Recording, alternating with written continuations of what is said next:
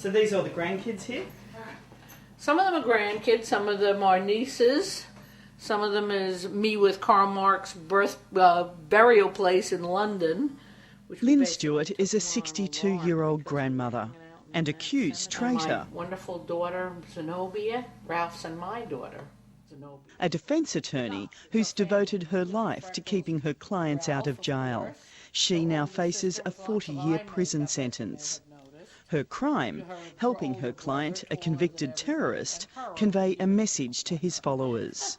Looks like somebody broke this, though. I'm surprised how glass seems to be. I'd like to introduce the Attorney General of the United States, John Ashcroft. Last year, Lynne Stewart's arrest was declared a major victory in the war against terror. Today's indictment charges 4 individuals, including Rahman's lawyer, a United States citizen, with aiding Sheik Abdul Rahman in continuing to direct terrorist activities of the Islamic group from his prison cell in the United States. When you hear yourself labelled as a terrorist, what do you think? Well, I think it's absurd. It's a word, it's a label, it's meant to engender in people terrible fear. And I say to you, I'm guilty of nothing criminal. I have never participated in a terrorist conspiracy or materially aided one. I have politics. I don't consider them to be terrorists by their definition or by anyone else's definition. But my politics are strong. I believe them fully. And you stand by them? I do stand by them. These are actually the children of my co-defendant, Ahmed Sattar. Lynne Stewart, on a personal level, is an extremely dedicated, extremely able lawyer who fights for her clients in court and out of court, and tremendous respect for her professionally. But I think there's a judgment issue that's involved here, and I think that as a lawyer there are lines that you simply don't want to cross.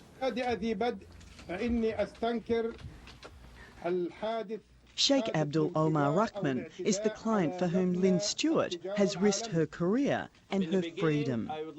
Until his imprisonment, Sheik Rahman was seen by many, including Osama bin Laden, as the spiritual leader of the international jihad. The blind sheikh, as the Egyptian cleric is known in America, came to public attention after the 1993 bombing of the World Trade Center, in which 6 people were killed and 1,000 more injured.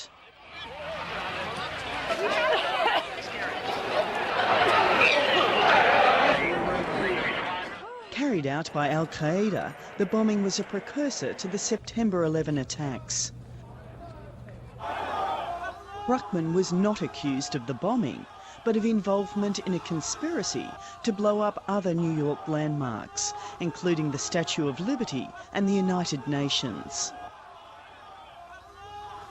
I must say I was intrigued by the case. I knew nothing or next to nothing about the Islamic movements. I had always been a supporter of Palestine, but I had never really been into at all the Islamic movements, the roles they played, even what the nature of the Muslim belief was. I mean, I had no idea. So I had a crash course, and I took on the case and entered a completely new world for me. It was not the first time Stewart had thrown herself into the unknown. Raised as a white middle-class child by Republican parents, she went to work as a librarian in Harlem in the 1960s. There she met her husband, Ralph Pointer, who was then a teacher and activist. I would say that our politics basically developed through struggle. You know, in other words, you can't be involved with people and fighting political issues and not have your politic develop. The couple threw themselves into revolutionary politics, demonstrating for civil rights and against the Vietnam War. By today's standards, they were certainly militant. I support self-determination, and I do believe that if we're realistic about the world in which we live, or the world that has always been here, That isn't accomplished by people sitting down at a table and talking nice and agreeing to something. It's a power struggle. It's always got to be a power struggle, and that power struggle has to be almost by force of arms. In the 1970s, Stewart went to law school, and soon she was defending the violent members of far-left groups like the Weather Underground. She's a so-called movement lawyer, embracing the politics of those she represents. I am far from being left behind. I feel that I'm in the vanguard, and I'm in the vanguard with the people I know and I love. People like me. Out of jail on $500,000 bail, Lynne Stewart is meeting friends and supporters to raise money for her trial later this year. This too is my family.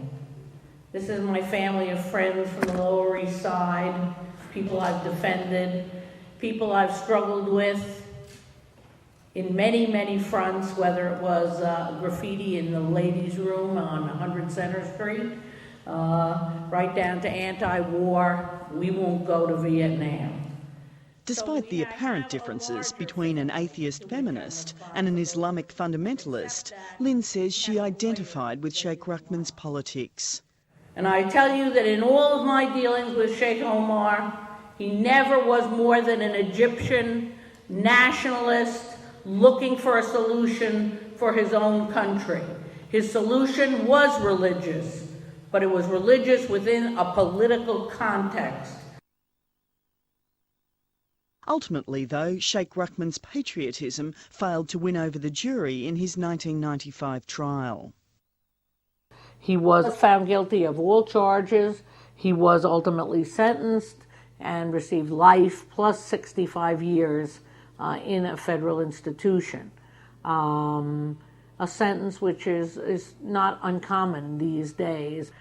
It certainly was a death sentence and was viewed as one by people in the Middle East who had respect and honor for him. In 1997, his followers in Egypt murdered 58 foreign tourists in Luxor, leaving behind leaflets demanding his release. Stewart continued to defend Rahman through years of appeals, visiting him at this high-security prison in Minnesota. After the massacre in Luxor, he was placed in solitary confinement, and Stewart was made to sign an agreement not to convey his views to the outside world. In June of 2000, she broke that agreement. In my case, I made a press release done very publicly to Reuters, which basically dealt with the Sheikh's political opinion about a ceasefire the organization that he had been a part of for many years had issued. The Muslim Brotherhood, the violent fundamentalist organisation responsible for the Luxor massacre, had declared a ceasefire the previous year. Rahman wanted to call off the ceasefire and asked Lynne Stewart to convey the following message. I just offer to you my advice that it seems that the jails are still filled, torture still occurs, arrests are taking place, and I say to you that if the ceasefire is not working, we ought to think maybe about withdrawing from it. When I signed the agreement, I certainly had no intention of breaking the agreement. But when I was confronted with the circumstance, with a client saying, I need to speak out on this issue, I feel very strongly that I need to advise the people back in Egypt of my opinions on this very important issue for us politically. At that point, I felt that it should be released. But you knew that in doing it, in speaking out, that you were going against the very document you had signed. Yes, and I assumed that if they were really going to be problematic about it, that they would probably bar me from seeing him, which is what they did initially. Then in April last year, almost 2 years after she issued the press release, Lynne Stewart was arrested by FBI agents. She was handcuffed in front of her neighbours and charged with providing material support to a foreign terrorist organisation.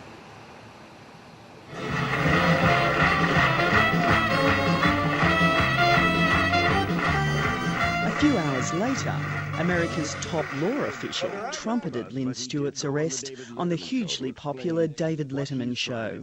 We simply aren't going to allow people who are convicted of terrorism to continue to achieve terrorist objectives by sending messages and directing the activity from their prison. Former Republican staffer and lawyer David Rivkin believes the government was right to target Stewart. Why do it? Well, why do it? Again, what are our alternatives? You have a terrorist in prison. You believe he is continuing to run, if you will, his network. You want to be able to give him effective assistance of counsel, because if we didn't, we'd be criticized for depriving him of his due process rights. And he happens to choose counsel. Being a lawyer does not necessarily make you a saint, whom we believe is part, if you will, of the same terrorist organization, or at least a terrorist sympathizer. What choice do we have? What about when people say that by speaking out on behalf of the Sheikh, you crossed the line? Well, I don't believe I did. I think even the most despised person by this government still has a right to speak, and still has a right to be political, and still has the right to have opinions, especially if those opinions are counted for something in other parts of the world. So they may say I crossed the line, but they're not the judges of that. I think a jury is an ultimate judge of that, and I'm confident a jury will not find that I crossed any line whatsoever. The jury in Lynne Stewart's trial is going to be presented with evidence that includes the transcripts of 97,000 wiretaps. Unbeknownst to Stewart, the FBI had been bugging the lawyer's meetings with her client. According to the indictment against Stewart, she actively concealed the true nature of a conversation with the Sheikh and her translator by making extraneous comments in English to mask the Arabic, thereby distracting the guards. And I always say to folks, maybe 35 or 40 years ago when I used to teach over here on 135th Street, and my hair was as long as my skirts were short, I could have distracted those guards. But I think at the ripe old age of 60, which I was when all my charges were brought in the year 2000, that distraction was not possible. The distraction they talk about is that we had a method of working because we had to use an interpreter, we had very limited time. Stewart says that to avoid wasting time on translation, she prepared questions with the interpreter in advance. She says her extraneous comments were a way of keeping the guards from becoming suspicious of the Arabic conversation between Rahman and the interpreter. It might have fooled the guards, but for those listening closely, the ploy rang alarm bells. According to a sealed affidavit from an FBI agent, Lynne Stewart, the Sheikh and the translator shared laughs about the fine acting job she was doing in successfully tricking the guards.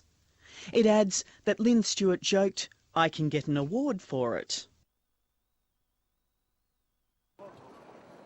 At the time, the authorities clearly didn't take these alleged offences seriously.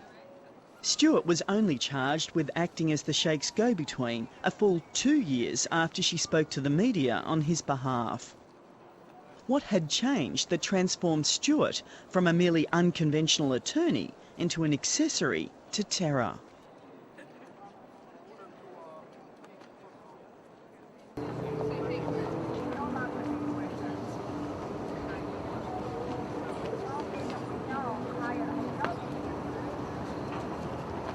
If it hadn't been for September 11th, she may have just gone on and no one would have taken any notice of it. But now she gets into the sights because we're looking for whoever we can find and blame whoever we can blame. Either you are with us or you are with the terrorists. Since the September 11 attacks, the government has gone to great lengths to harass those it perceives as the enemy, including its own citizens. It is now my honor to sign into law the USA Patriot Act of 2001. Illinois has 6 weeks after September 11, Republicans and Democrats alike granted the Justice Department unprecedented new powers of surveillance. The ayes have it. The amendment is agreed to. The government can now bypass the courts if it wants to tap a suspect's phone or record a suspect speaking to his lawyer, something it couldn't do when it listened in on Lynne Stewart's prison conversations. When I go to see my client at the jail and they say, well, how do I know that what I tell you is going to be, kept in confidence? And I said, I used to be able to say, I'm not concerned about that. No one's listening. Now, I don't know if they are listening. As far as preparing new legislation, I do think that new legislation was clearly needed. There's a fundamental difference between how you balance liberty and national security, or I should say people's security, in wartime and peacetime. Elaine Castle is a lawyer and academic. She believes these new tougher laws are themselves a threat to freedom. They talk about freedom, and they talk about a war on terrorism being a fight for freedom. But for what? What freedom is there if there's not freedom to associate? The terrorist laws themselves, we've been talking about the role of defense attorneys, but the terrorist law themselves now allow a guilt by association that is a return to the McCarthy era. Hi, dear. Hi, dear. All right, so they're trying to get rid of all the hands-through guidelines. For course. Lynne Stewart is afraid that the new laws deny her clients effective representation. Who is now Deputy Commissioner for Intelligence. Right? Defendants in high-profile cases, such as all the Muslim cases, do not have faith that they are not being listened into, that they are frozen at this point from having real relationships with their lawyers.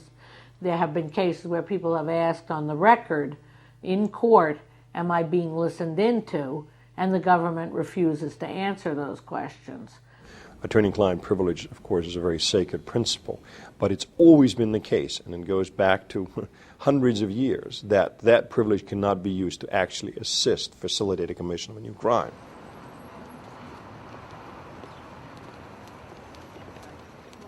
If she is convicted, what signal will that send about the American justice system? Oh, well, if you don't toe the line, if you don't get approval from the Justice Department for everything you do, it could be you behind bars, and not just your client.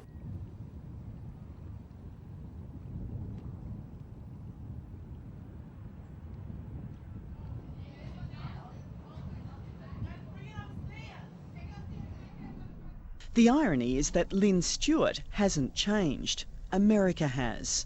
The same woman who fought against the Vietnam War now rails against US-backed regimes in the Middle East. Only this time she's found herself on the wrong side of history. How likely do you view the prospect that you could end up in jail 40 years? Well, I believe that no one who is an alive person cannot wake up at 3 o'clock in the morning like I do and say, hey, I could really be in jail in those very lumpy mattresses without much medical care, being able only to see the people I love and care about on a very restricted basis.